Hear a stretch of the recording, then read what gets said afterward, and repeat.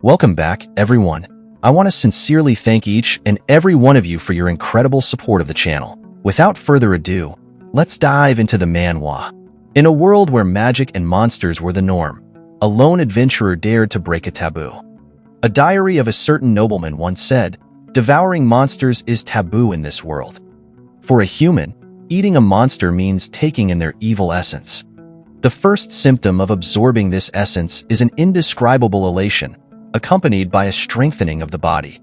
The second symptom brings severe headaches, nausea, and intoxication. The third symptom is sudden death. Or possibly, the consumer could turn into a monster themselves. A couple of days ago, in the vast world where magic and monsters were common, there lay the frontier city, a territory home to multiple labyrinths. Among these labyrinths was one called the Miasma Labyrinth. The air inside this labyrinth continually chipped away at the status of visiting adventurers. Most adventurers hated it, but one person was different from the others. Instead of avoiding the labyrinth, he visited it frequently. Soon, he was known as the miasma scavenger. But he didn't go to the labyrinth just to get high on miasma. No, he ventured there to harvest herbs that could only be acquired under these specific conditions. Most adventurers couldn't even last on the early floors of the dungeon, which allowed him to monopolize these herbs easily. The miasma grass he harvested had the effect of purifying miasma, making it an irreplaceable source of income for him. However, he knew the rules of supply and demand too well. So he didn't take too much.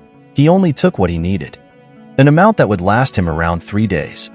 With this, he made his way out of the labyrinth with a satisfied expression, as he knew he would be eating well tonight. But this was still a labyrinth after all. And since Rudy was on the 6th floor, he easily encountered monsters along the way. They weren't just any overgrown rats. They were miasma rats, creatures notorious for their toxic miasma and poison. This didn't surprise Rude, as many of the monsters that lived here thrived on these noxious elements, which contributed to why most adventurers avoided this place like the plague. Against him, however, that wouldn't work. He easily ignored their attacks, phasing through the fog, and swiftly killed the rat closest to him with a precise strike. But the rats were relentless.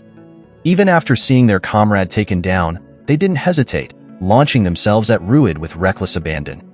He managed to take care of the first one, but missed the second, giving it the opportunity to lunge at him, aiming to bite his entire hand off. As the rat's teeth got perilously close to penetrating his skin, a sudden shout of fireball echoed through the labyrinth, diverting his attention. The next thing Rude saw was the rat engulfed in scorching flames. The force of the fireball was so intense that it knocked the rat to the other side of the wall, where it exploded upon impact, sending bits of smoldering fur and flesh flying. Rude was stunned, never having seen such a powerful spell before. His train of thought was interrupted as he overheard the spellcaster sighing in frustration, lamenting that they had missed their intended target. They spoke unapologetically, as if Rude wasn't even there. From what he understood, it seemed these adventurers had been aiming for him instead of the rat. But since they had inadvertently saved his life, they just rolled with it, continuing their conversation as if nothing had happened. And Rude had seen these faces plenty of times at the Adventurers Guild, which made him even more pissed. It looked like they knew him, but didn't regard him as anything significant. Even when they extended a hand to help him up, he knew it was all an act. So he ignored their gesture and expressed his appreciation for the sentiment, but firmly stated he would appreciate a heads up before they did anything. But this didn't sit well with them, especially the guy who had cast the fireball. He had saved Rude already, so he was not having it that Rude was being ungrateful and still complaining. But before things could get out of hand, their attention was then diverted by a member of their group who had discovered the miasma grass colony they had been searching for. And this delighted his comrades while this surprised Rude, as he realized that these adventurers were actually following him because they wanted his harvesting spot. But the mage couldn't let Rude accuse them of such underhanded tactics. He sneered at Rude and made it clear that they weren't what he assumed they were. They were just adventurers earning a living through the labyrinth, and had just so happened to meet him there and save him while they were at it. But it seemed like that was a mistake, because a miasma scavenger like Rude couldn't even say a proper word of gratitude. The last part of his sentence hung in the air like a veiled threat, and Rude knew they were lying, but he also understood the situation. These adventurers were stronger than him, and he was outnumbered. He didn't stand a chance of surviving if he fought them. Swallowing his pride, he bowed his head, apologized for accusing them, and thanked them for saving him. The words tasted bitter, but there was nothing else he could do. Suppressing the rage boiling inside him, he kept his composure, knowing that survival was more important than his wounded pride at this moment. A few moments later, Rude returned to his base, eating at the full-belly restaurant. But even here, he just couldn't catch a break. He was unceremoniously thrown out because, whenever he was at the restaurant, the smell made the food taste horrible, and they were blunt about it, as he just couldn't seem to get it through his head. They insisted he should abandon his daydream of being an adventurer, as he clearly wasn't one. An adventurer needed the ability to defeat monsters, and someone like him, with a trash skill like abnormal status nullification, wasn't cut out for the role. As Rude lay on the floor, helpless, their mocking words rang in his ears. He couldn't even disagree with them. It was true that his unique ability, abnormal status nullification, was useful for exploring the miasma labyrinth. But it didn't give him the necessary skills to defeat monsters. Something vital for adventurers, and as someone who didn't have any combat skills. He wasn't welcome in any party. And he was even named the miasma scavenger because he always scavenged for items in the lower levels of the miasma labyrinth. In other words, his so-called skill made him an outcast as an adventurer. As a grown man, he was still fighting life or death battles against mere rats. This realization plunged him into hopelessness. He began questioning if he was really going to continue living his life as the miasma scavenger, a job that had sustained him for quite a while, but offered no real future. But with no other skills, it seems like he was destined to remain a scavenger in the miasma labyrinth. With no friends, no hobbies, no bitches, and his life is forever empty, devoid of purpose. Still, he pressed on. When the next day arrived, Rude went straight to the Adventurers Guild. He was early, needing to find another colony while he still had some money left from yesterday. As he walked through the halls, he noticed it was unusually noisy today, leading him to wonder what was going on.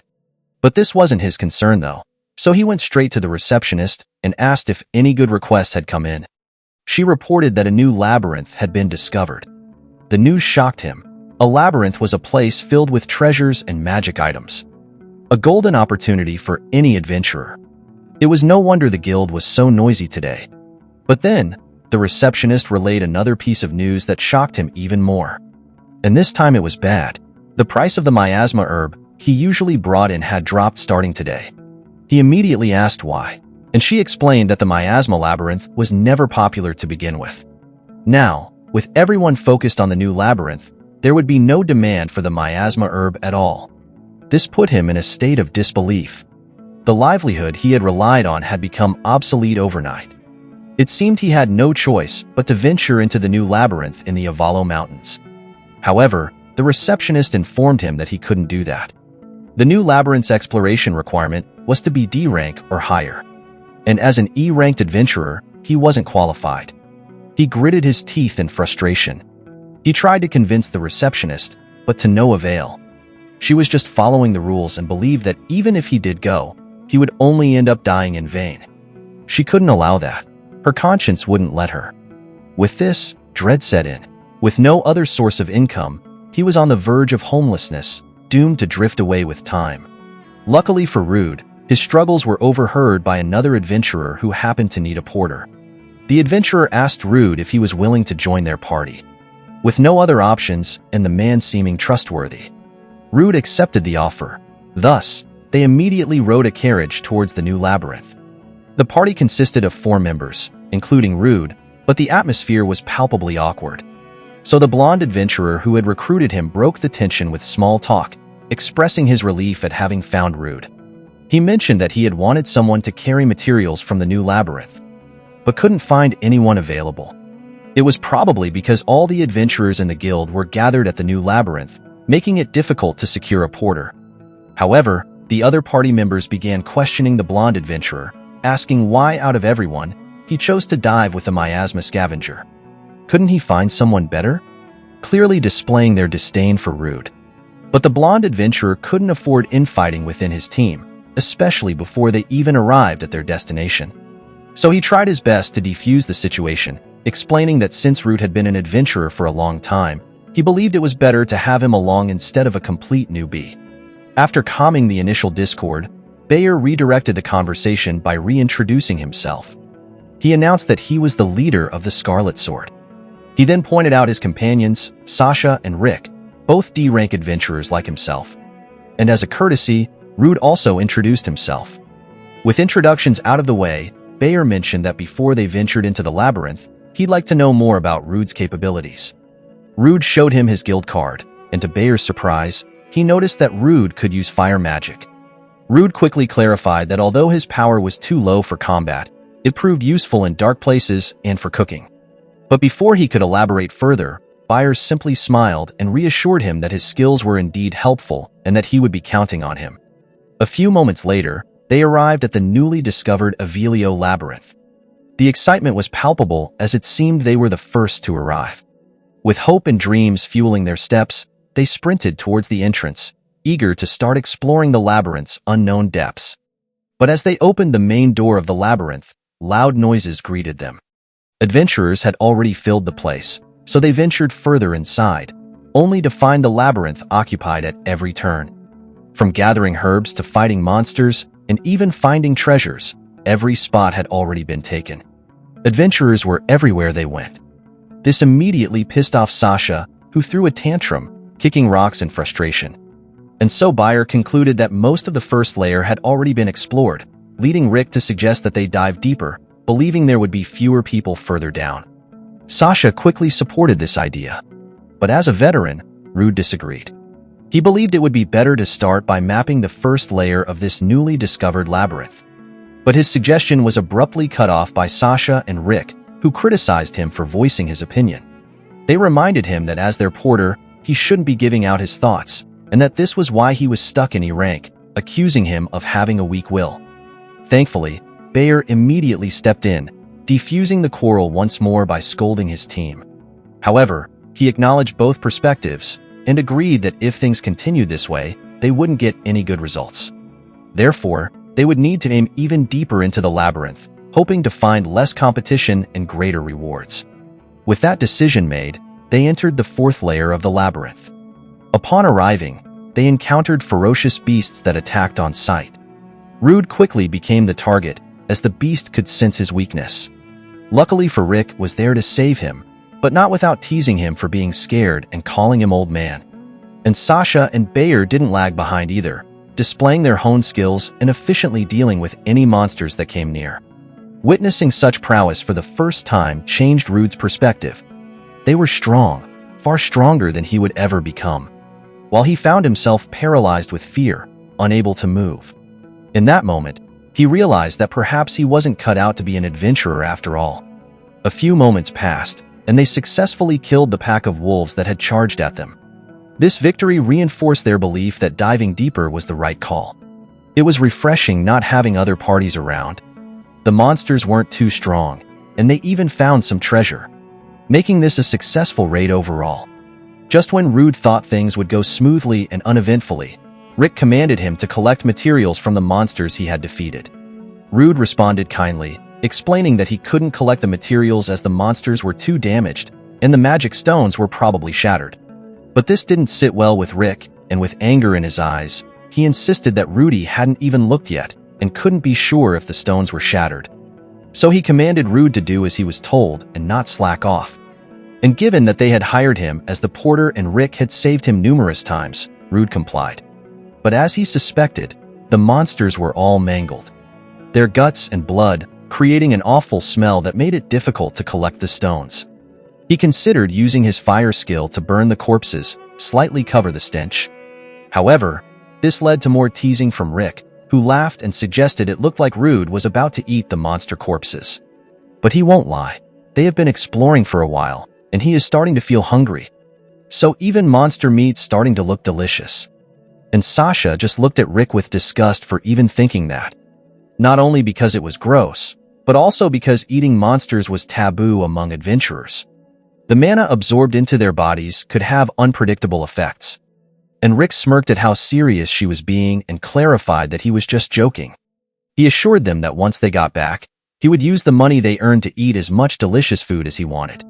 But their conversation was abruptly cut short by a loud roar echoing through the floor. Looking towards the source, they realized they were in trouble. A B-rank minotaur was staring at them like a snack. Encountering such a high-ranked monster in a lair this shallow was unexpected, indicating that this labyrinth was far more dangerous than they initially thought. But knowing this wouldn't save them, so panic set in. There was no way they could beat something like that. But as the leader, Bayer sprang into action and asked Rudy to give him his backpack, stating he needed the items inside to save them. And without question, Rude handed over his bag. Bayer then instructed Rude to keep an eye on the Minotaur's movements, which he obliged. But as the monster closed in, Rude asked Bayer about his plan, or even if he had one, to which Bayer smiled, claiming he had a great plan, as it involved Rude's back to be cut open, leaving him reeling in pain, and this action prompted the others to cast their skills as well. Rick cast Warrior's Encouragement, which made Rude the focus of the monster's attacks, while Sasha cast Haste, doubling their own speed, and their coordination was impeccable. And it dawned on Rude that these guys had planned to abandon him from the start. And Bayer confirmed Rude's suspicions with a nasty smile. And Rude's eyes widened in disbelief as he realized that those he thought to be allies had left him for dead. The Minotaur was just an added threat. Even without it, they would have betrayed him. In the face of such a cruel fate, the only thing Rude could do was scream. But even that was abruptly cut off as he noticed the Minotaur about to swing its axe. Thankfully, adrenaline kicked in, and in a last-ditch effort, he managed to dodge the attack just in time. This unexpected feat made him smirk a little. He hadn't realized he was capable of such agility. However, he had exhausted every bit of energy left within him, and the monster was ever so close. And so he accepted his fate, as it was better than dying homeless without money anyway. But pain had snapped him back to reality. He hadn't expected it to hurt this much. He didn't get the instant death he was hoping for, leaving him to experience the pain much longer. And just when he thought things couldn't get worse, the wall they had just broken through revealed a deep, dark hole beyond it, and the sight of the abyss made his stomach churn. Even the Minotaur seemed to realize it had messed up. A few moments later, Root opened his eyes to a dim green light, barely enough to see his surroundings. Confused as to why he was still alive, he noticed the Minotaur had been caught under him, breaking his fall, but it was only a matter of time. With half of his body broken and the excruciating pain made every breath a struggle. He knew that even if no other monsters found him, he would likely die from blood loss or starvation long before his body had a chance to heal. And so he drifted back to sleep, but hunger gnawed at him, waking him again. He hadn't eaten since yesterday after being thrown out of the restaurant. His body screamed for food, and the thought of eating the Minotaur crossed his mind, making him laugh bitterly. Everyone knew that eating a monster would only lead to disaster. Closing his eyes once more, he reflected on the miserable life he had lived. As he teetered on the edge of consciousness, a memory surfaced. A voice from long ago, belonging to someone whose face he could no longer remember. This person had always told him that no matter how hard or painful it got, he must never give up. And the next thing he knew, he was already eating the Minotaur, munching its raw meat despite knowing the risks. When a human with depleted magic consumes mana-rich monster meat, the monster's mana particles invade their body, leading to a monsterized state. This fate is more terrifying than dying from poison, making it a taboo. But in order to regain the blood he had lost and sate his hunger, Rude took a gamble, bringing about an unexpected transformation. Thanks to his unique ability, he avoided turning into a monster entirely. As he absorbed enough mana from the high-ranked beast, his body began to heal at an accelerated rate. The once broken arm and the sliced open back were now healed as if they had never been damaged. Suddenly, an outburst of mana filled his body, empowering him like never before. Skills started to manifest. He had acquired the Minotaur's abilities, including Roar, Battle Axe Mastery, and Physical Boost. Rude's body began to move automatically, guided by instinct through the dimly lit hallways. He walked aimlessly, driven by a newfound hunger for more monsters to devour. But he didn't have to search for long, as a swarm of monster bats took notice of his presence and bolted towards him without hesitation. Despite their numbers, they were no match for his newly acquired skills. With a powerful roar, he killed many of the bats instantly. Those that survived were debilitated by a debuff, leaving them unable to flee and taunted into attacking him. As soon as the bats got close, Rude activated his physical boost, temporarily enhancing his strength to swing his massive axe, killing the bats in a single, powerful sweep. Without hesitation, he began eating once more.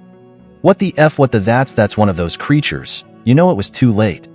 Yeah, I don't think that's cool. Don't fall for that.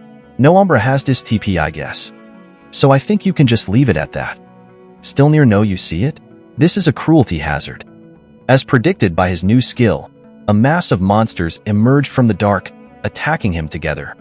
But with his enhanced abilities, he dispatched them as soon as they were in range. The thrill of his newfound power surged through him. Just days ago, he had struggled with mere rats. But now even monsters far above his rank fell like butter before his axe. The mix of ecstasy and rage fueled him. He hadn't forgotten the sadistic humans who wronged him, and these monsters were mere obstacles to his revenge. Outnumbered and exhausted, he continued to swing his axe relentlessly, turning monsters into corpses and then consuming them. Despite the foul taste and smell, he munched on them to heal and regain energy, all the while gaining their skills. He acquired an array of abilities: the appraisal skill from an eye monster, absorb skill from another, agility boost, and lightning cloak from the Thunderwolf. His body thrummed with power as he reveled in the multitude of skills he had collected. But the fight was far from over. A much larger monster appeared, dwarfing the Minotaur he had previously defeated. Still, Rude lunged at it, stopping its gaping maw with his axe, and using his lightning cloak to electrocute it from the inside. The tactic proved effective, and after defeating the beast, he gained the Poison Mist ability, making it easier to kill smaller mobs. Even the spiders that attacked from the shadows were swiftly dispatched, earning him the Thread Manipulation skill, which allowed him to string up monsters and make hunting them even easier. Hours passed, and he had killed hundreds of monsters.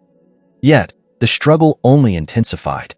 More powerful creatures decided to challenge him, but his rage and determination knew no bounds.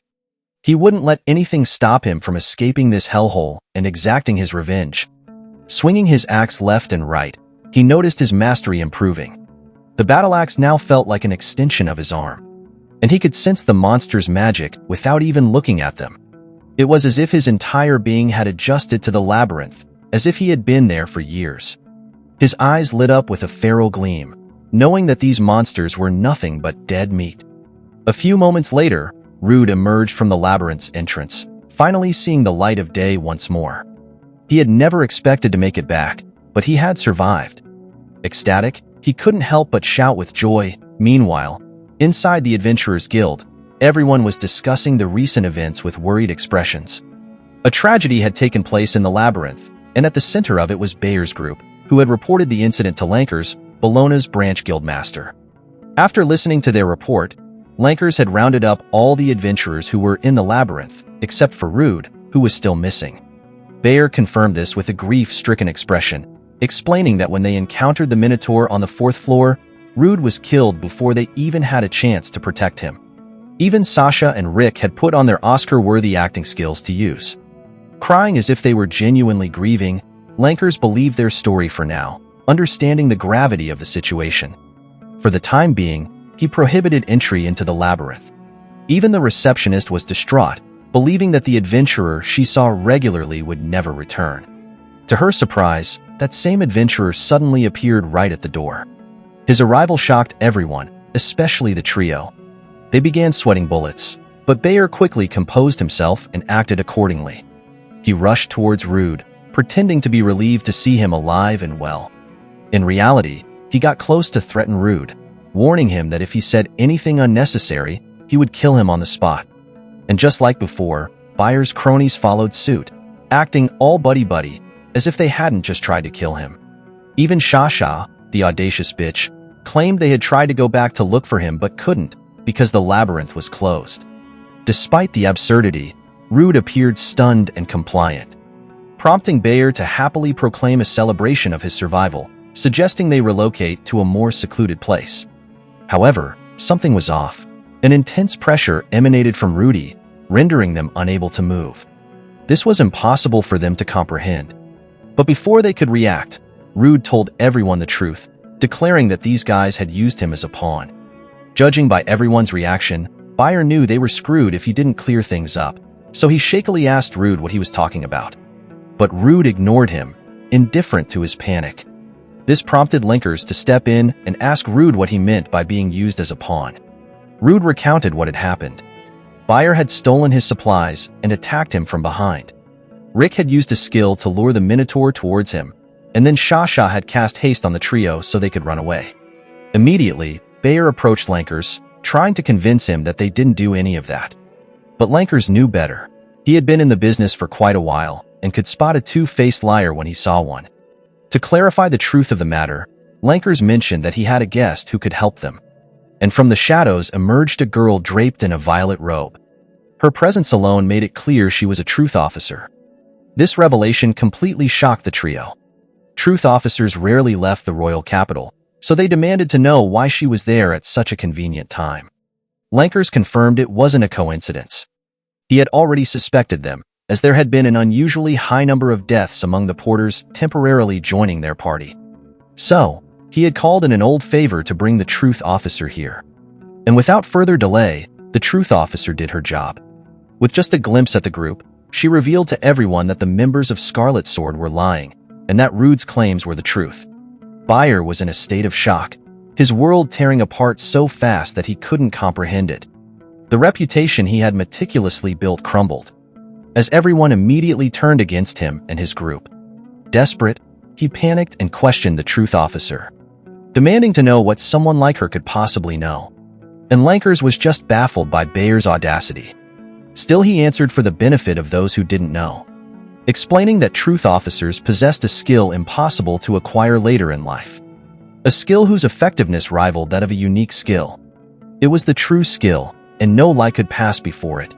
And what could be more trustworthy than the words of someone who has pledged to the country, and for Bayer to question that power is heresy, and abandoning his comrades is an adventurer's taboo. Not only that, but he intentionally injured his comrades and used them as disposable pawns. So he concluded that even if they continued to investigate, it was certain that the adventurer qualifications of the Scarlet Sword members would be revoked, and they would all be reduced to slavery. This decree shattered the trio's world. They had never expected things to go south so quickly. But unlike the two who collapsed on the floor in despair, Bayer was consumed with rage. Unwilling to become a slave, he started blaming others for his shortcomings, accusing the truth officer of ruining everything. If only she weren't there, they would have gotten away with it. In a blind fury, Bayer lunged towards the truth officer, intent on killing her. Lankers knew better than to intervene. He understood she could handle herself, and could easily kill Bayer if she wanted to. Even the truth officer was shocked to see someone so foolish. But Rude, on the other hand, doesn't know this. So he decided to intervene. He blocked Bayer's advance and warned him never to dare touch the truth officer. Bayer couldn't believe what he saw. The weakling he once knew had appeared in front of him so quickly and casually blocked his attack without breaking a sweat. But before Bayer could launch another attack, Rude cast Fist, launching Bayer's ugly face across the room. The impact was so powerful that it left Shasha and Ricky frozen in place. It was evident that Rude had truly changed. Now on to the next part. Rude sat across from Lankers in the Adventurers Guild's reception room, the atmosphere tense yet formal. Lankers apologized for bothering him so soon after returning from such a grueling ordeal, acknowledging that Rude must be exhausted. However, this meeting was a necessary formality after the scandal that had transpired. Rude, although weary, assured Lankers that he didn't mind. He was more concerned about the fate of the three who had wronged him. With this on his mind, he asked Lankers about their punishment. Lankers explained that the three members of the Scarlet Sword would be taken in by the staff and undergo interrogation. If it was confirmed that they were repeat offenders who used their porters as bait, they would lose all their possessions and adventurer qualifications, ultimately being reduced to slaves. And Bayer went as far as to cross the truth officers, so he probably won't appear before him again, which was a relief to Rude. This news was comforting, and he felt content, ready to leave. But before he could go, Lanker's assistant handed him a bag of coins, explaining that it contained the profits gained in the new labyrinth. Since his teammates had lost the rights to it, It was only fair that he should receive it. Inside the bag were 200,000 Reagan, which surprised him. But he knew this wasn't the time to be modest. He had earned it through his ordeal, so he gratefully accepted the reward. After leaving the room with the bag of coins in his hand, Rude couldn't help but hug it affectionately. This was the first time he had ever held such an amount, and the relief and excitement were palpable. Finally, he could cover his living expenses for a long time. For the first time, he felt like a true adventurer. It would have taken ages to accumulate such an amount by diligently gathering miasma grass. Adventurers really could make good money, but he snapped out of his daydreaming as he noticed the unusual silence in the air. Normally, the guild members would mock him upon his arrival, but today was different. Maybe no one was insulting him because they saw what happened earlier. But that didn't mean they would suddenly be kind either. And if he stood out anymore, there might be those who found his sudden rise in status suspicious. And he didn't want that, so he decided it was best to continue earning in the miasma labyrinth as before. With this in mind, he stopped feeling gloomy and focused on the task ahead. He finally had some money, so he needed to get his gear ready and eat whatever he wanted. First, he felt the need to head to the tool shop. Upon arriving, an item immediately caught his attention. It was a magic bag, and with that, the day ended on a high note, with Rude feeling more hopeful and prepared for the future.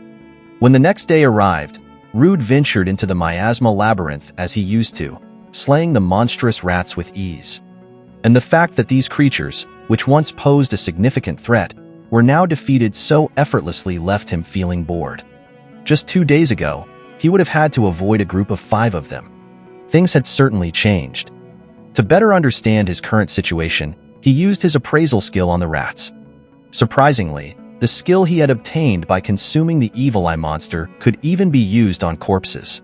And the rats were shown to be level 9. And considering he had no trouble dealing with them, he estimated his own level to be around 20. And since he is curious about his exact status, he took out his badge and checked his stats. To his astonishment, his level was now 42, with attributes averaging at 150. A significant leap from his previous stats, which were only around 15. And just yesterday, he had been at level 7. This rapid progression was unheard of, which made him excited, prompting him to check the skills he had acquired. As he expected, the number of skills had increased dramatically, not just by 5s, but by 10s. The variety of skills added in one day was unprecedented. No one had ever experienced such a phenomenon. This made Rude more excited than ever. And the skills, both active and passive, significantly boosted his overall combat abilities. With this, he considered returning to the same labyrinth to continue increasing his power. But he remembered that when he passed by the place where he had fallen, he noticed the wall that had been broken was now sealed. Moreover, the new labyrinth was going to remain closed for a while, so going back wasn't an option. Still, he was eager to test his new powers. He wanted to see how effective they were on the deeper floors of the miasma labyrinth. Although he had initially planned to explore lightly, he now felt compelled to dive deeper, and beggars couldn't be choosers after all. So he steeled himself and ventured further into the depths of the labyrinth. From the 6th floor to the 9th floor, and then to the 13th floor, things remained the same. There was no challenge at all. He didn't even have the chance to use his skills. It seemed these monsters wouldn't do. He needed to go even farther to find more suitable prey. Determined, he descended to the 24th floor, where he encountered a different kind of monster. This one belonged to a bipedal species he hadn't seen before. From the shadows, he immediately used his appraisal skill, revealing it was from a dragon race, a lizard warrior with a high amount of health and balance stats. And according to the books, these creatures were supposed to fight in coordination with their companions. But this one was alone. He felt it might be worth a try. With this in mind, he launched an offensive, but unfortunately, the lizard's situational awareness was high, allowing it to sense and dodge his initial attack, escaping with only minimal injury. Still, Rude thought he had the upper hand, and believed this would be easy, but to his surprise, the lizard opted for a tactical retreat. Obviously, Rude couldn't let his prey get away, especially since he didn't know when he'd encounter a lone lizard again, so he zoomed in.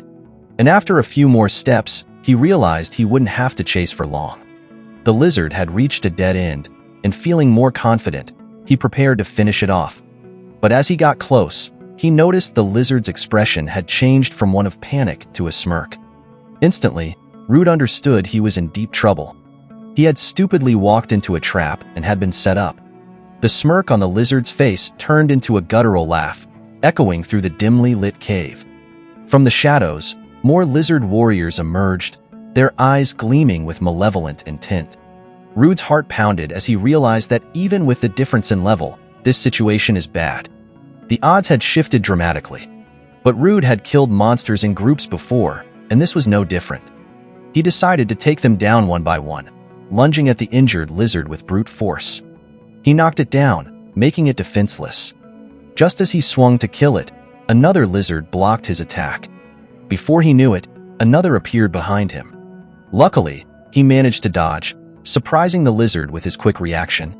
Seeing its reaction made Root smirk, but his confidence quickly faded as he realized their numbers had doubled. This was entirely different from the monsters he had killed in the previous labyrinth. Though they were few in numbers, these lizards were coordinated, making it difficult for him to reduce their numbers. But something felt off.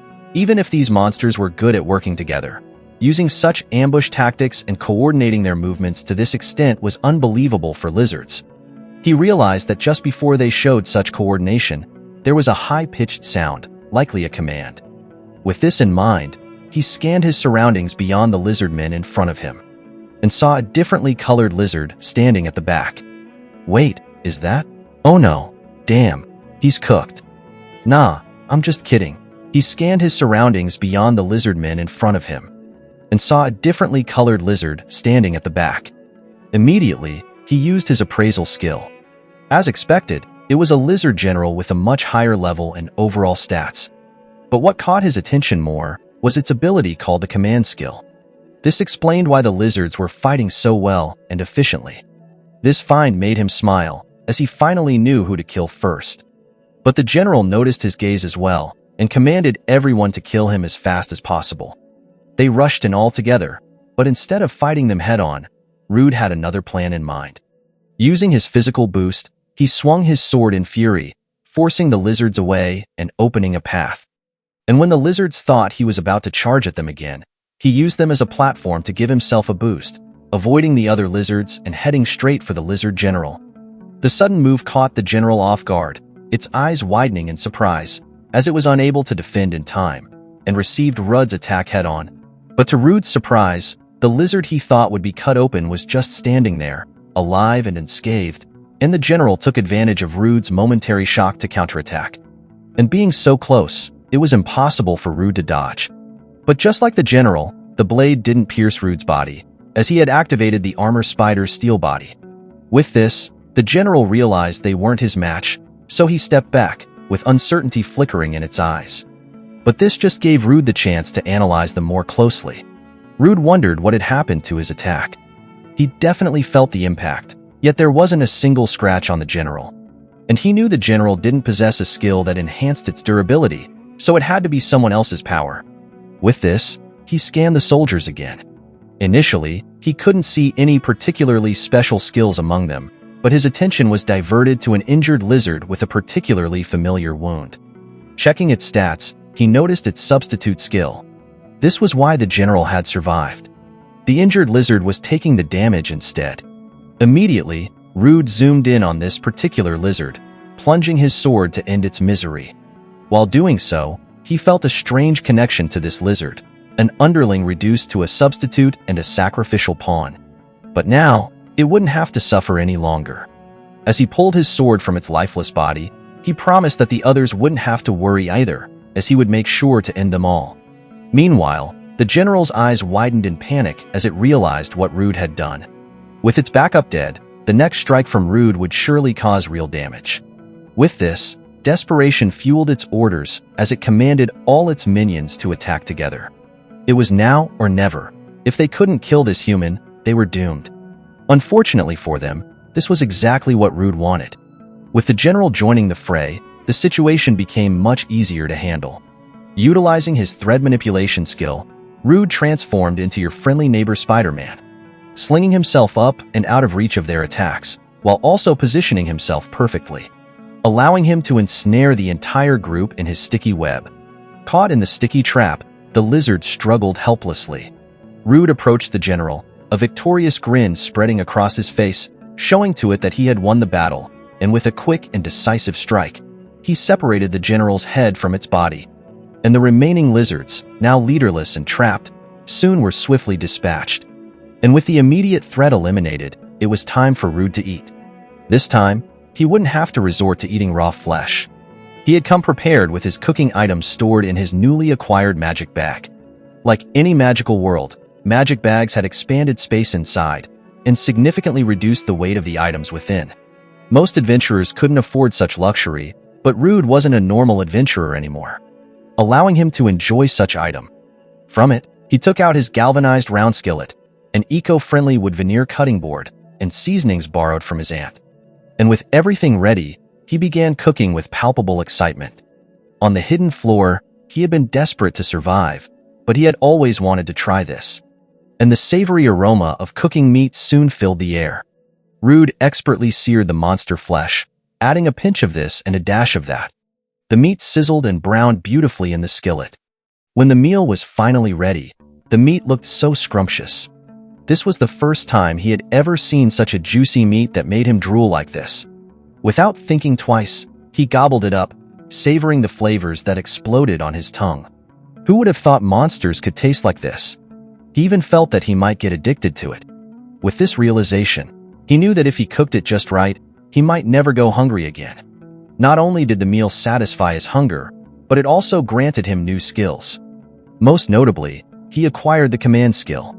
Still, he wondered how the meat could be so good. The only possibility he could think of was that it was related to the magical powers that monsters possess. Speaking of magic power, the skills from the Minotaur. An evil eye had been quite helpful, but there were skills he hadn't tried yet after leaving the Avalo Mountain Labyrinth, such as those from the Thunderwolf and the Black Serpent. With this in mind, he decided to try them out and might as well sample a variety of monsters on his way back. Speaking of skills, he remembered that lizard with the substitute ability. That skill had proven to be quite interesting and useful. If he could find and consume more monsters with unique skills, his strength and versatility would only grow. A few moments later, Rude arrived at the 21st floor of the labyrinth, where he encountered cat-sized moths and poisonous frogs. Without hesitation, he used his lightning cloak skill, electrocuting them instantly. The electrical charge wasn't to be messed with either, as it easily scattered and connected to the nearest targets, leaving all of them charred. This delighted him, as he realized this skill was more versatile than he initially thought, proving effective at both close and medium range. And the monsters here seemed to specialize in inflicting status ailments, but they had picked the wrong opponent. Now they became food for him, turning into a meal akin to chicken tenders.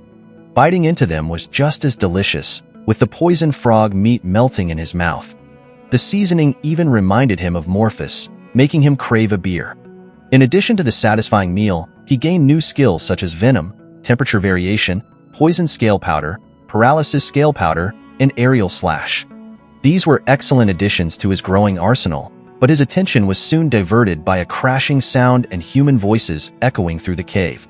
But this just excited him, as it was the first time he had noticed other adventurers making it this far in the miasma labyrinth. With this, he quickly tidied up his things and departed in the direction of the voices. He might have found people who shared his interest in this labyrinth. And if he was lucky, he might even be able to exchange valuable information with them. The possibility of finding like-minded individuals or gaining new insights into the labyrinth filled him with anticipation as he moved swiftly towards the source of the commotion, in the direction of the noise, for men encircling another adventurer. It seemed they were in conflict, as the lone adventurer was bleeding on the ground, helpless and outnumbered.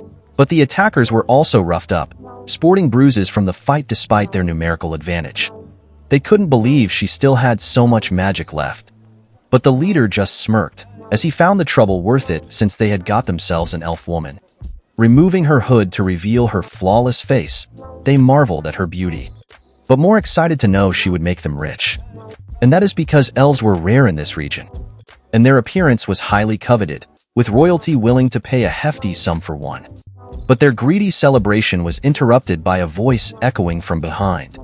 Disappointed by the scene before him, Rude had hoped to make some adventurer friends, but find this instead. And although he doesn't know the full story, they couldn't expect him to stand by while they gang up on a lone adventurer. So he asked them to run them hands. But first, the leader demanded to know who he was, and Rude just smirked and answered vaguely that he was just an adventurer for fun. Meanwhile, the elf woman, desperate to prevent Rude from getting involved, warned him to leave, revealing that these men were adventurer hunters. This surprised Rude, but instead of cowering, he used his appraisal skill on them, fully aware that adventurer hunters were high-ranking adventurers. Still, he was taken aback to find the lowest among them was at level 52. But what perplexed him even more was his inability to see any other information besides their level, making him suspect that they had some concealment skill or counter-magic tool hiding their stats. But before Rude could react, the leader ordered one of his men to take him down. Immediately, the blonde guy zoomed in for the kill, moving so fast that even Rude was taken aback by how quickly he closed the gap. Despite the surprise, Rude managed to block the attack. The blonde guy, impressed, sarcastically complimented him, noting that Rude was doing better than expected. But Rude just shot back with a diss, suggesting that Blondie was just weak, which quickly angered the guy, as he had some serious anger issues. But now Rude could barely hold his ground as the blonde guy pressed even harder while shouting threats to smash his head. Even his mates smirked from the side, confident that Rude was done for, knowing how unhinged their companion could get. But what they didn't expect was that Rude had tricks up his sleeve. Using his newly acquired venom ability, he spat it out directly on the blondie's face, catching everyone off guard. The next thing they heard were the screams of the blonde guy, echoing through the cave as he flailed around in agony. The realization hit them hard. Rude was a threat, almost like a monster, while Rude just smirked menacingly at them, showing he was more vile than they could have imagined. Using underhand tactics was how he, a once weak person, had survived. And moments after, the blondie's screams eventually ceased as the venom melted his face and seeped through his veins, poisoning him from the inside, stopping his vital organs. Seeing this, the leader concluded that Rude's poison ability must be a unique skill, making him a formidable opponent. With this realization, he commanded all 3 remaining men to charge at Rude simultaneously. And so they did just that, moving faster than the blondie ever had. Rude felt like if he stopped for even a second, he would get killed. Despite his relentless efforts to stay ahead, these guys were unyielding and coordinated, giving him no chance to recover. They pushed him into a corner, creating an opening for a one-shot kill. Fortunately, Rude had obtained a defensive skill, allowing him to survive a frontal kick to the head that sent him flying a few feet away toward the poisonous swamp. Even the leader was shocked at how durable Rude was. He had been sure the kick would have broken Rude's neck instantly. But there he was, still standing like it was just a tap. The fight wasn't over. The brown-haired hunter stepped closer, ready to snuff out Rude's life right away. To his surprise, instead of fighting back, Rude opted for a retreat, moving deeper into the swamp. Obviously, the hunter chased after him, not wanting to let him get away. But the leader commanded him to stop, reminding him that what he was standing on was a poisonous swamp. It wasn't guaranteed he would come out alive if he went any deeper. And he is sure that Rude shouldn't be able to withstand the poisonous swamp either. He'll come out soon enough.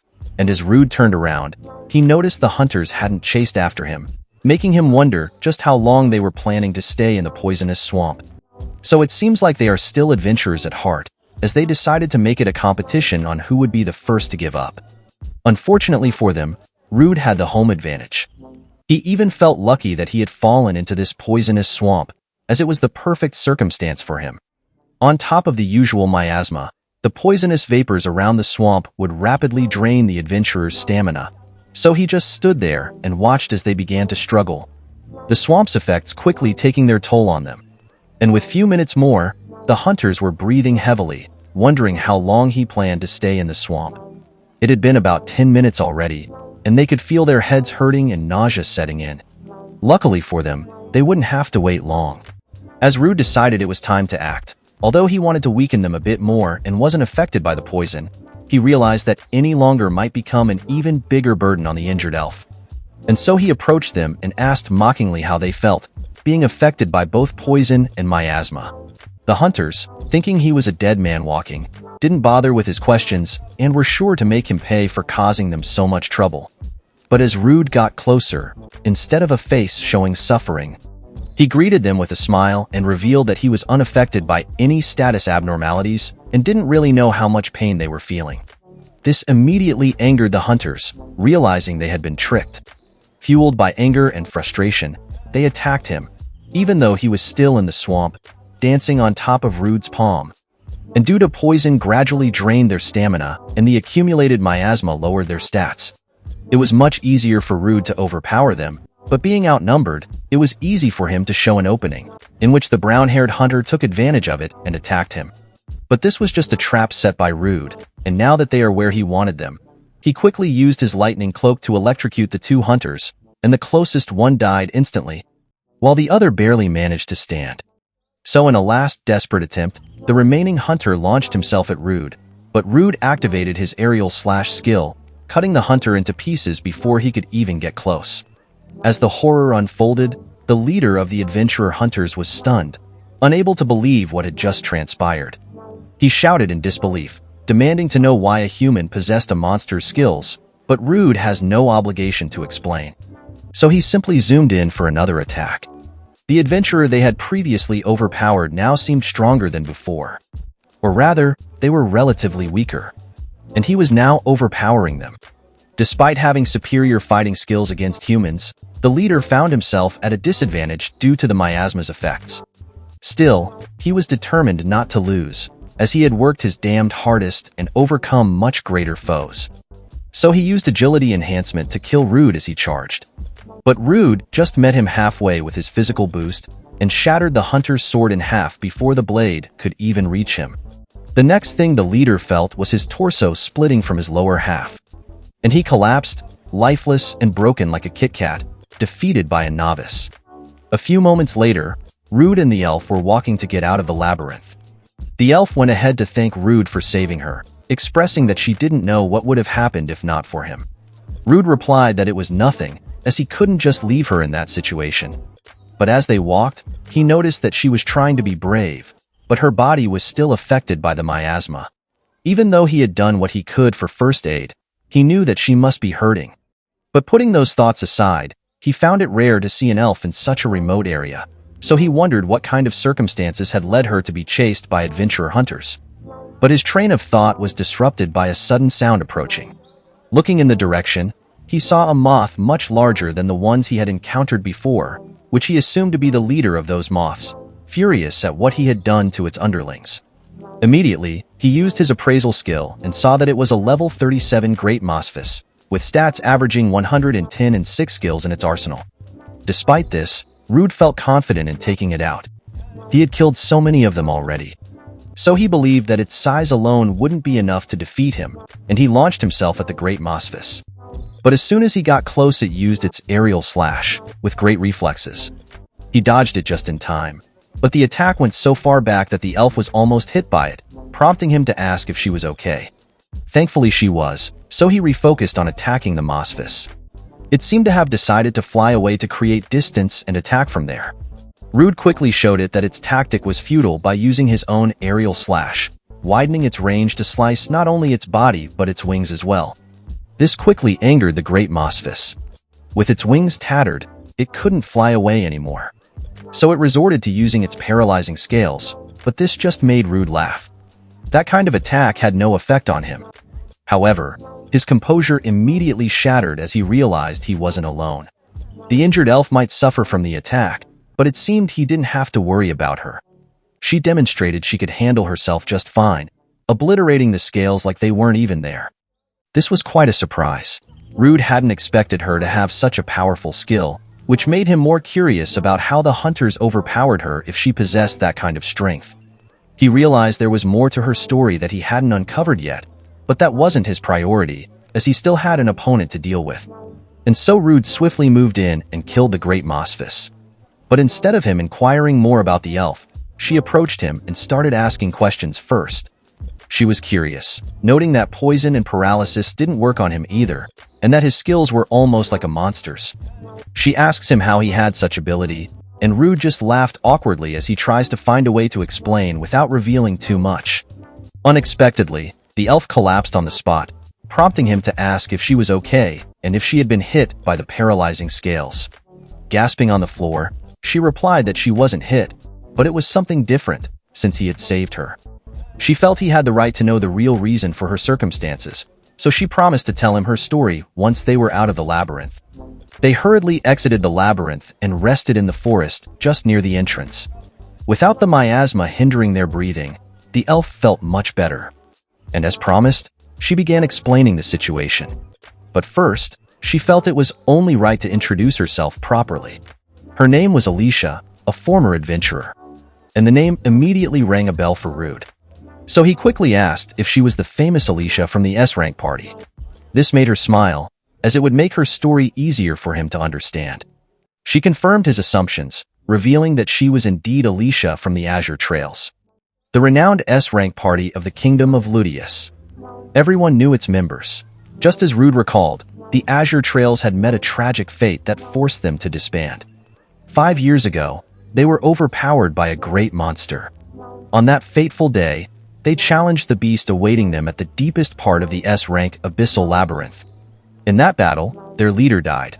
One member had to retire due to severe injuries, and another was swallowed by the labyrinth. Even Alicia didn't come out unscathed. So, she began to show him what she meant. But Rude, being an innocent pervert, misinterpreted it, thinking she was about to reveal both of her treasures so suddenly. So he stood up, both confused and excited, but he soon realized he was being silly, as he noticed what was in store inside Alicia's cloth. Well, it was obviously a cleavage, but it has a mark on it. Alicia then explained that this mark was the curse placed on her at that time. It was the curse of level down, and Rude admitted he had never heard of such a thing. While Alicia agreed, saying she hadn't heard of it either. She had traveled from place to place, and no one had ever heard of it before, let alone knew how to remove it, and she even tried every possible method to break the curse. But all she could do was slow its progression, and the adventurer hunters knew about her curse and were planning to profit from it. Even though she would die if her level reached 0, being at such guy's mercy was a fate she couldn't bear, and Rude felt bad for her. A once renowned adventurer reduced to this. A cruel fate worse than instant death. But there isn't a thing he could do, or so he thought, as an idea comes into mind. With the skill he had just acquired, Rude thought he might be able to help Alicia with her curse. So he immediately took out his guild card and checked what his substitute skill did, just as he expected. The skill allowed him to select a target and take on their attacks and status ailments. Without hesitation, he told Alicia he wanted to try something that might help her. He explained that he needed her to take on the skill he was about to activate. She was initially confused, but agreed, trusting him after everything he had done for her. And with Rude's hand on her shoulder and her guard down, he activated his substitution skill. Immediately, Alicia noticed a black aura creeping down his arm. It dawned on her that her curse was transferring to him, and she panicked. She knew the devastating effects of the curse and didn't want it to affect him, but she couldn't move away either, fearing it might lead to unexpected consequences. So she quickly told him to stop, warning that at this rate, the curse would harm him as well. But seeing her worry made Rude even more determined to help. So he just assured her with a warm smile, telling her it was okay, and that she should trust him. And the next thing Alicia saw was the curse materializing into a demon. This was the first time it had reacted this way, as if it knew something significant was about to happen, and tried its best to counter it. But before it could descend with its attack, a great light suddenly appeared. It was Rude's unique skill, the abnormal status nullification, burning the curse from the core. The demon could only scream as it disintegrated into nothingness. Then Rude casually checked his hand, revealing a satisfied smile as he confirmed his skill was working fine. While Alicia, on the other hand, stood there with a surprised expression, still in disbelief at what had happened. Rude then told her to check her guild card. So she did just that, and was astonished to see that, while her level hadn't returned to what it once was, her status had changed from cursed to normal. This was enough to fill her with relief. The curse she had been trying to remove had finally been lifted. Seeing her reaction, Rude proudly explained that it was thanks to his unique skill. He had thought it might nullify her curse if he took it on, and he was glad it worked properly. But he was caught off guard when Alicia called him an idiot. She couldn't believe he had taken such an immense risk for someone he had just met. But her words weren't meant with malice, they were filled with worry. She had come to realize that Rude was incredibly kind, and she didn't want something bad to happen to someone as pure as him, or for someone to take advantage of his kindness in this cruel world. But despite her initial outburst, Alechia was genuinely happy and relieved. She expressed her heartfelt gratitude for what Rude had done, which brought warmth to his eyes. He realized that she was indeed a wonderful person, worried for him, even though she was the one who had been suffering. In that moment, an unexpected bond was formed between them. As the sun dipped below the horizon, Alicia and Rude continued their lively celebration, savoring every moment after a long and exhausting day. Alicia was particularly enjoying herself, delighted by the affordable food and the rich, flavorful alcohol. Rude, despite his own appreciation for the place, wore a strained smile. He remembered his last visit here, one that ended with his being kicked out. Still, he couldn't deny the quality of the food. Noticing Alicia's heavy drinking, Rude expressed his concern, reminding her of her recent injuries and asking if she was sure she was okay with drinking so much. Alicia, however, reassured him. She had recovered, thanks to his help, and on a night as special as this, how could she not celebrate? Rude, though concerned, couldn't help but accept her enthusiasm. He then inquired about her plans for the future. To his surprise, Alicia, with a thoughtful expression and a hint of blush, revealed her desire to learn more about him first, specifically, why he chose to become an adventurer. Rude was taken aback. It was the first time someone had shown such genuine interest in his story. He agreed to share it. Like many tales of adventure, his began with tragedy. When he was a child, his village was overrun by monsters. In the chaos, he lost his family and friends. However, an S-rank adventurer arrived just in time to save him. The sight of that heroic figure left an indelible mark on him, igniting a deep resolve. He vowed to become an S-rank adventurer himself, driven by the desire to save others as he had been saved. This goal became his guiding light. As Rude recounted his story, Alicia listened with admiration. She saw the nobility in his ambition and felt a deep respect for his resolve. When Rude asked if she was going to laugh at his seemingly childish dream, Alicia reassured him. She had once aspired to reach S-rank herself and had sought even greater power before being cursed. Her understanding of his aspirations was personal and heartfelt. Thanks to Rude, Alicia felt her old dream rekindling. She was certain her companions remained trapped deep within the abyssal labyrinth, and despite the challenges, she was determined to face the monster again. But for now, as they both worked to gain the strength needed to achieve their goals, she extended a hand to Rude and proposed they form a party together. Rude, however, faced a dilemma. His unique circumstances made it difficult for him to accept the offer outright. He wanted to decline but struggled to find the right words. Before he could articulate his response, the same group of men who had kicked him out of the restaurant days earlier appeared, their disdain for him as palpable as ever. They seemed to regard him with a mix of contempt and indifference. To make matters worse, they had the audacity to make advances toward Alicia. The disrespect was unmistakable, and Rude couldn't stand by and let it go unchecked. He stepped in and grabbed the most vocal of the group, warning him to back off. However, the men underestimated Rude and believed he was still the same easy target they had encountered before. The blonde leader of the group seized Rude by the collar, threatening him and escalating the tension. Just as it seemed a confrontation was imminent, Alicia intervened. Determined not to let her celebration be ruined, she suggested a different resolution. She reminded the men that this was a pub, and if they wanted a fight, they should settle it with a drinking contest instead. With Alicia's proposal, the mood shifted back to a festive atmosphere. The celebration resumed with renewed vigor, and the clamor of cheers grew louder as everyone joined in. The beer flowed freely, with mugs continuously replenished. The bystanders, intrigued and entertained by the impromptu competition, watched as the scene unfolded. The night grew wilder, and the energy of the crowd matched the ever-increasing intoxication of Alicia and her friends, turning the evening into a memorable spectacle of revelry. The bar was more vibrant than ever. Moments later, the bald man was out cold, and even the blonde had succumbed to the effects of the drinking contest. Only Alicia remained upright, her face alight with triumph.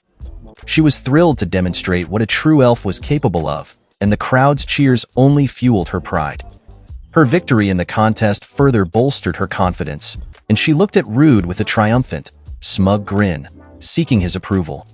Rude obliged with a thumbs up, impressed by her performance. After the contest, they retreated to a quieter corner to continue their conversation. However, Alicia, now quite inebriated, could only manage a giggling response as Rude complimented her, acknowledging how well she'd done despite having already drunk significantly before the contest. She explained that her actions were a testament to her gratitude. She couldn't just sit idly while he was disrespected. But before she could finish, the alcohol took its toll, and she slumped against Rude, falling asleep. Rude found the sight both amusing and endearing. Deciding to help, Rude used his substitution skill to alleviate most of her drunkenness. Alicia was pleasantly surprised by the effect of his skill and immediately suggested they should definitely form a party together. But for now, she was determined to enjoy the night and continue drinking, lifting everyone's spirits once more. As she chatted and celebrated, Alicia lamented that she wouldn't get to try the bar's special dish, the salt-grilled Barnimus. The owner, having overheard her disappointment, explained that the Barnimus fishing grounds had been taken over by a monster. He had already sent a request to the guild, but all the top adventurers were currently out on other quests. The bar owner, seizing the opportunity, asked Alicia and Rude if they would be willing to take on the request to clear out the monsters. Without hesitation, they agreed. The following day, they found themselves aboard a boat heading to the Barnimus fishing grounds. The scenery was stunning, an expanse of sea dotted with islands that made it look as though they were gliding along a river. However, their focus wasn't on the view but on quickly defeating the monsters so they could enjoy the special dish. Suddenly, a water bullet shot out of the sea, narrowly missing Rude. He grinned, realizing that the monster had already found them, so they wouldn't have to search long. But their optimism was short-lived. As more creatures emerged from the water, their situation became more dire than anticipated. The monster population had swelled dramatically since the owner's recent request. Rude used his appraisal skill and identified the creatures as level 23 Gurnib, with attributes averaging 35 in skills including water bullets and high-speed swimming. The sheer number of Gurnib was alarming, and before Rude could investigate further, the creatures unleashed a relentless barrage of water attacks. The constant assault made it difficult for Rude to maintain his footing on the unstable boat. Realizing a different strategy was needed, he decided to use himself as bait. He jumped into the water, drawing the Gurnib towards him. Once submerged, Rude activated his lightning cloak, electrifying the water and creating a dazzling light show that was visible even from the boat. Alicia watched in awe as the water around Rude lit up with electrical sparks. Moments later, the dead Gurnib began to float to the surface, followed by Rude, who emerged unharmed. Alicia felt a wave of relief as she saw Rude's safe return, grateful for his quick thinking and bravery. But Rude noted that it seems like their victory was not yet complete, as a few Gurnibs still lurked deep underwater.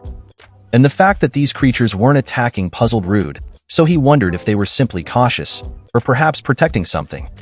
To find out, he told Alicia that he would dive deeper to investigate, and asked for her assistance in the meantime. Rude then descended into the depths, a rope tied around his waist. As he swam closer, the Gurnib's behavior confirmed his suspicion. They were not attacking, nor were they fleeing. They were guarding something. And the sight of what lay below made Rude's eyes widen in shock. He saw a hideous, monstrous creature with numerous tentacles and crab-like legs loomed beneath the seabed. Immediately, he used his appraisal skill and discovered that it was a level 38 tentacle monster, boasting overwhelming strength and health points averaging 200. And it also possessed two new skills he hadn't seen, such as autonomy and accelerated healing.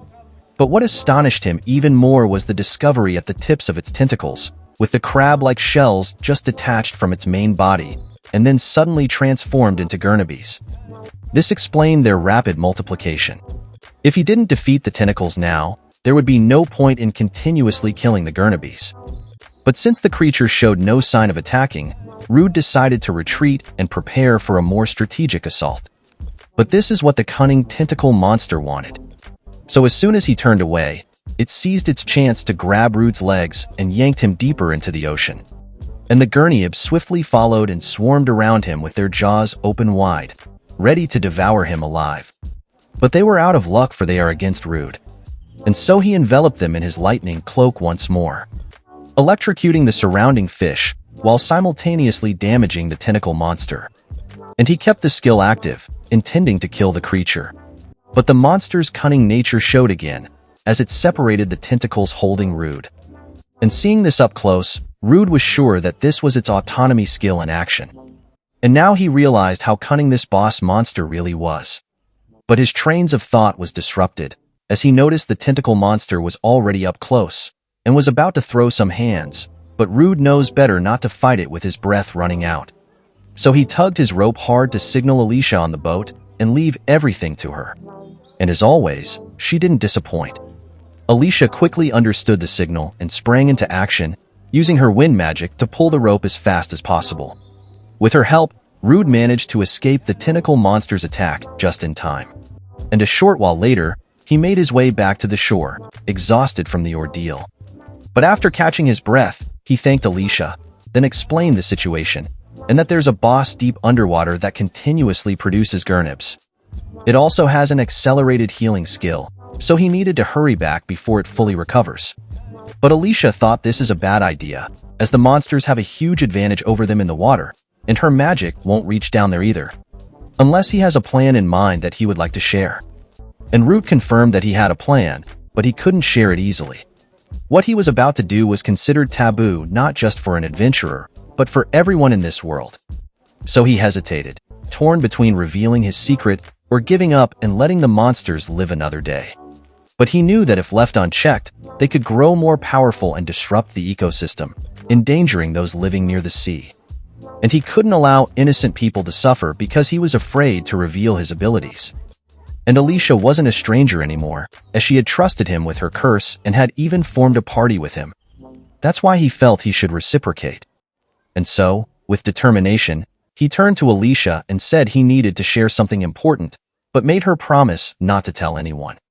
And Alicia agreed, but she was shocked as Rude revealed his secret. Back at the seabed, the boss was tirelessly working to create more sea minions, confident that the adventurer had been scared away. But to its surprise, a figure zoomed in fast from above. It was the same adventurer from before. Utilizing the same high-speed swimming skill as its minions, Rude effortlessly slashed through the monster fishes. And the boss reacted quickly. It extended multiple tentacles to stop him. But Rude just weaved through them with ease like butter, closing the distance and stabbing the creature in its soft spot.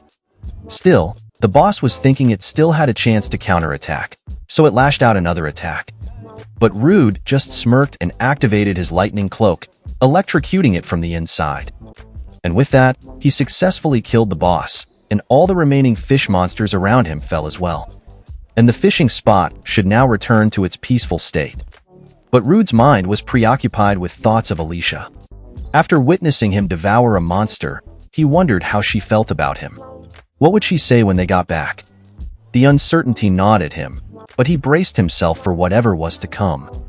And as he reached the shore, his eyes filled with dread when he saw no sign of Alicia. The absence hit him hard. Still, he forced a smile.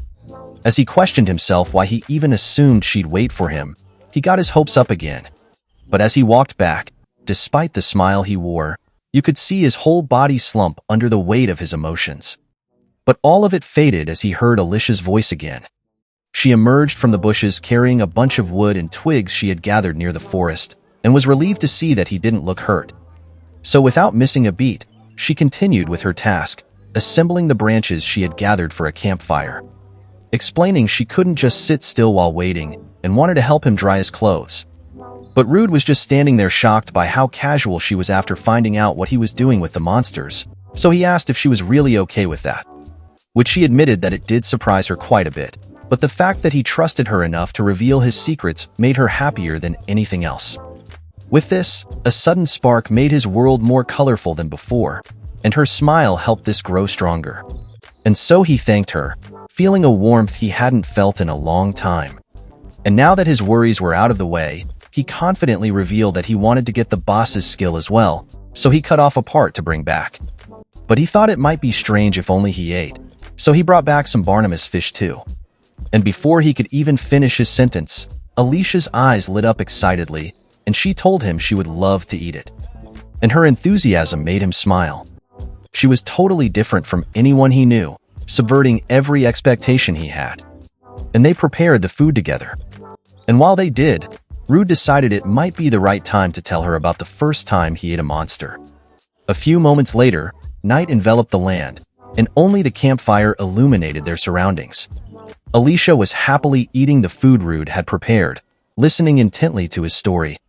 She remarked how there was such a reason behind his transformation, and Rude could only laugh at the irony of the unfortunate event that brought an E-rank weakling like him a step closer to his dream.